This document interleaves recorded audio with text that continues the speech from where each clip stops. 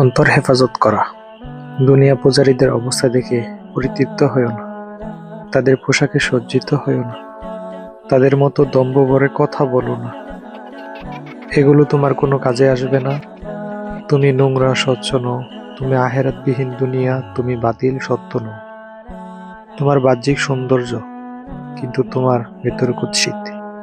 তোমার ইলম আছে কিন্তু আমল নেই, তোমার আমল আছে কিন্তু ইখলাস নেই। নিশ্চয় আল্লাহ কবুল করেন না আমলবিহীন ইলম আর ইখলাসবিহীন আমল। কবুল করেন না কিছুই যা কোরআন সুন্নাহর বিপরীত। তুমি যদি মিথ্যা বলে মানুষের কাছে সম্মানিত হও, তবে আল্লাহর নিকট সম্মানিত হতে পারবে না। আল্লাহ সুবহানাহু ওয়া তাআলা তোমার অন্তরের অবস্থা সম্পর্কে সম্পূর্ণ অবগত আছেন।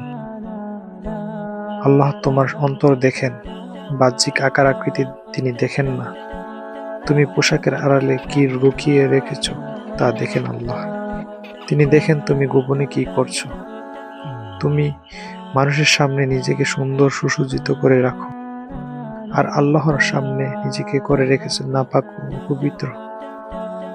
তুমি যদি সফলতা চাও, তাহলে সকল অন্যায় ও পাপ থেকে তওবা করে ফিরে আসো এবং তওবার উপর আমৃত্যু অটল থেকো।